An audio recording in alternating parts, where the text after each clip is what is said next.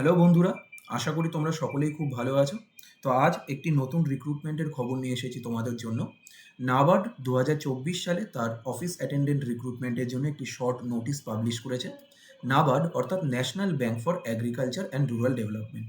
তো নাম শুনেই বুঝতে পারছো, তোমরা যারা নাবার্ড সম্পর্কে জানো তারা আগে থেকেই জানো যে নাবার্ড অ্যাকচুয়ালি একটা ব্যাংক যেটা অ্যাগ্রিকালচারাল সেক্টরে কাজ করে। কোন পোস্টের জন্য তারা এই বিজ্ঞপ্তিটি পাবলিশ করেছে? Office attendant. এবং তোমরা স্ক্রিনে যেটা দেখতে পাচ্ছ সেটা শর্ট নোটিস। ফুল নোটিস আসলে আমি অবশ্যই আমাদের টেলিগ্রাম চ্যানেলে তোমাদের জন্য দিয়ে দেবো। তো তার আগেই এই যে পোস্টটি রয়েছে সেই পোস্টটি সম্পর্কে খুঁটিনাটি বিষয়ে তোমাদের সাথে আলোচনা করে নিই। প্রথম কথা হচ্ছে তার কোয়ালিফিকেশন কি, এজ লিমিট কি, ভ্যাকেন্সি কতগুলো আছে এবং পরীক্ষাটা কি কি ধরনের হবে সেগুলো প্রত্যেকটা পয়েন্ট আমি তোমাদের সাথে আলোচনা করব। কোয়ালিফিকেশনের যদি কথা বলি, এটি একটি মাধ্যমিক পাস কোয়ালিফিকেশনের পরীক্ষা। তো তোমরা যারা 10th পাস তারা এই পরীক্ষাটাতে অ্যাপ্লাই করতে পারো এবং অ্যাপিয়ার করতে পারবে। মিনিমাম তোমার মাধ্যমিক যোগ্যতা হতে হবে, মাধ্যমিক পাস হতে হবে। আচ্ছা, এজ লিমিট কত হতে হবে? এজ লিমিট এই পোস্টটির জন্য রয়েছে 18 থেকে 30 বছর বয়স, জেনারেল ক্যাটাগরির জন্য। যাদের 18 থেকে 30 বছর বয়সের মধ্যে বয়স সীমা রয়েছে তারা এই পরীক্ষার জন্য এলিজিবল। বয়স কবের হিসেবে দেখা হবে? 1 অক্টোবর 2024, অর্থাৎ 1 অক্টোবর 2024-এ তোমার বয়স সীমা 18 থেকে 30-এর মধ্যে হতে হবে। ভ্যাকেন্সি টোটাল যতগুলো আছে সেটা হলো 108 খানা ভ্যাকেন্সি আছে অল ইন্ডিয়া। 108টা ভ্যাকেন্সির জন্য এই নোটিফিকেশনটি পাবলিশ করা হয়েছে এবং ভ্যাকেন্সির ডিস্ট্রিবিউশন কত সেটা নোটিফিকেশন পাবলিশ হলে ডিটেল নোটিফিকেশনে ভালোভাবে জানা যাবে। তো চলো বাকি বিষয়গুলো নিয়েও তোমাদের সাথে এক এক করে আলোচনা করি। পোস্টের নাম কি? পোস্টটি হলো office attendant. Okay, kind of multitasking staff বা এমটিএস টাইপের পোস্ট এটা একটা। ভ্যাকেন্সি আছে এতে 108 খানা। রেজিস্ট্রেশন কবে থেকে কবে অবধি করতে পারবে? 2রা অক্টোবর থেকে রেজিস্ট্রেশন চালু হবে নাবার্ডের অফিসিয়াল ওয়েবসাইটে এবং 21/10/2024 তারিখ পর্যন্ত কিন্তু রেজিস্ট্রেশন চলবে। তো তোমরা যারা যারা এই পরীক্ষাটির ফর্ম ফিল আপ করতে ইচ্ছুক তারা মাথায় রাখবে ডেটটা। 2 তারিখ থেকে অক্টোবরের ফর্ম ফিল আপ শুরু হচ্ছে, চলবে কত তারিখ পর্যন্ত? 21 তারিখ পর্যন্ত। আচ্ছা, এর স্যালারি কি? যেহেতু ব্যাংকের জব সুতরাং তাদের স্যালারির লেভেলটা একটু অন্য ধরনের, সেন্ট্রাল গভর্নমেন্টের বাকি জবগুলোর মতন নয়। তো এদের বেসিক স্যালারি যেটা সেটা হচ্ছে 35,000 টাকা।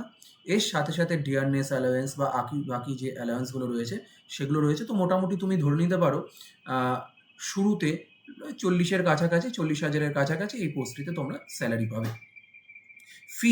ফিজের কথা যদি বলি, এক্সাম ফিজের কথা, এক্সাম ফিজটা আমার মনে হয়েছে একটু বাড়াবাড়ি হয়ে গেছে, একটু বেশিই নিচ্ছে। তাও তোমাদের সাথে শেয়ার করে রাখি যেরকমটা তারা তাদের নোটিফিকেশনে দিয়েছে। সেটা হলো 400 + 50 একটা চার্জ রয়েছে, সেটা নিয়ে জেনারেল ক্যাটাগরি স্টুডেন্টদের জন্য 450 টাকা চার্জ পড়ছে এবং এসসি এসটি পিডাব্লিউডি ক্যাটাগরির ভাই বোনেদের জন্য এই চার্জটা 50 টাকা পড়ছে। ঠিক আছে। আচ্ছা, সিলেকশন প্রসেস কি? এক্সামটা সিলেকশন হবে 3টে ধাপে। তোমার ফার্স্টে প্রিলিমস এক্সামে পার্টিসিপেট করতে হবে। প্রিলিমস কোয়ালিফাই করলে তুমি মেন্সের জন্য এলিজিবল হবে এবং মেন্স পাস করার পর তোমার একটা ল্যাঙ্গুয়েজ প্রফিসিয়েন্সি টেস্ট নেওয়া হবে। ঠিক আছে। ল্যাঙ্গুয়েজ প্রফিসিয়েন্সি টেস্ট, যে অঞ্চলের জন্য তুমি অ্যাপ্লাই করছো সেই অঞ্চলের আঞ্চলিক ভাষা তুমি জানো কিনা সেটার একটা ছোটোখাটো টেস্ট নেওয়া হবে। তো মূলত তুমি ধরে নিতে পারো তোমার যদি এই জবটা পাওয়ার ইচ্ছা থাকে তো তোমাকে মেনলি ফোকাস করতে হবে প্রিলিমস আর মেন্সে। ঠিক আছে। ল্যাঙ্গুয়েজ প্রফিসিয়েন্সি টেস্ট নিয়ে এমন কিছু ভাবতে হবে না।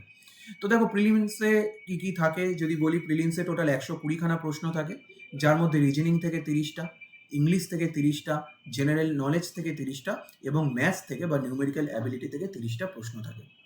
এই যে 30টা করে প্রশ্ন বললাম, প্রত্যেকটা 30টা করে প্রশ্ন, এখানে তোমার 30 নাম্বার করে নাম্বার থাকবে, এক এক করে নাম্বার থাকবে, অর্থাৎ টোটাল 30 নাম্বার। ইংলিশেও 30টা প্রশ্ন, 30 নাম্বার। জেনারেল নলেজে 30টা প্রশ্ন, 30 নাম্বার এবং তোমার আমাদের ম্যাথসে 30টা প্রশ্ন, 30 নাম্বার। তো টোটাল 120টা প্রশ্ন, 120 নাম্বারের পরীক্ষা। টাইম কত পাবে? 90 মিনিট টাইম পাবে। ঠিক আছে। প্রত্যেকটা সঠিক উত্তরের জন্য 1 নাম্বার করে পাবে এবং ভুল উত্তরের জন্য 4 ভাগের 1 ভাগ নাম্বার, অর্থাৎ 0.25 নাম্বার কিন্তু নেগেটিভ মার্কিং আছে। নেগেটিভ মার্কিংয়ে এই নাম্বারটা বাদ চলে যাবে। ঠিক উত্তর করলে 1 নম্বর পাবে।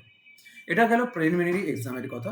মেন্স এক্সামের যদি কথা আসি, মেন্স এক্সামেরও ফরম্যাট মোটামুটি একই ধরনের, শুধু প্রশ্নের সংখ্যা একটু আলাদা। তো মেন্স এক্সামটাতে দেখো এখানেও তোমার এই 4টে সাবজেক্টই থাকছে, রিজনিং থাকছে, ব্যাংকের যেরকম থাকে আর কি, ইংলিশ, জেনারেল অ্যাওয়ারনেস এবং নিউমেরিক্যাল অ্যাবিলিটি।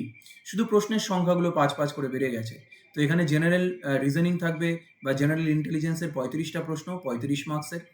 তোমার ইংলিশ থাকবে 35টা প্রশ্ন, এক এক করে টোটাল 35 নাম্বার। তোমার জেনারেল অ্যাওয়ারনেস থাকবে 35টা প্রশ্ন এবং সেখানে এক এক করে তুমি 35 নাম্বার, আর নিউমেরিক্যাল অ্যাবিলিটি বা ম্যাথসের 35টা প্রশ্ন, প্রত্যেকটা প্রশ্নে 1 নাম্বার করে 35 নাম্বার।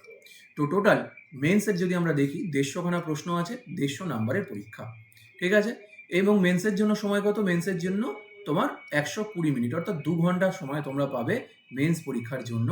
টোটাল প্রশ্ন কতগুলো থাকবে তোমার সেখানে? 150খানা প্রশ্ন থাকবে। মেন্সেও কি নেগেটিভ মার্কিং আছে? অবশ্যই মেন্সেও সেম নেগেটিভ মার্কিং আছে। এবং মেন্সের ক্লিয়ার করার পর তোমাদের হবে ল্যাঙ্গুয়েজ প্রফিসিয়েন্সি টেস্ট, অর্থাৎ যে অঞ্চলের জন্য আগে ফুল নোটিফিকেশনটা আসলে তুমি আমাদের টেলিগ্রাম গ্রুপে হোক বা আমাদের ইউটিউব চ্যানেলে হোক, আমি তোমাদের সাথে শেয়ার করতে পারবো যে আমাদের ওয়েস্ট বেঙ্গলে কতগুলো কোন জায়গায় কি ভ্যাকেন্সি রয়েছে বা কলকাতা অঞ্চলে কতগুলো কি ভ্যাকেন্সি রয়েছে সেই ডিটেলসগুলো। আপাততর জন্য আমি বলে রাখি, ল্যাঙ্গুয়েজ প্রফিসিয়েন্সি টেস্ট মানে যে অঞ্চলের জন্য তুমি অ্যাপ্লাই করছো সেখানকার আঞ্চলিক ভাষা জানো কিনা। তো এই ছিল এই পরীক্ষার সম্পর্কে একটু খুঁটিনাটি তোমাদের সাথে আলোচনা করে রাখলাম।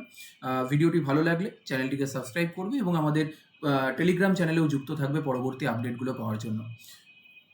তো আজকের ভিডিওটা এখানেই শেষ করছি। থ্যাংক ইউ সবাইকে।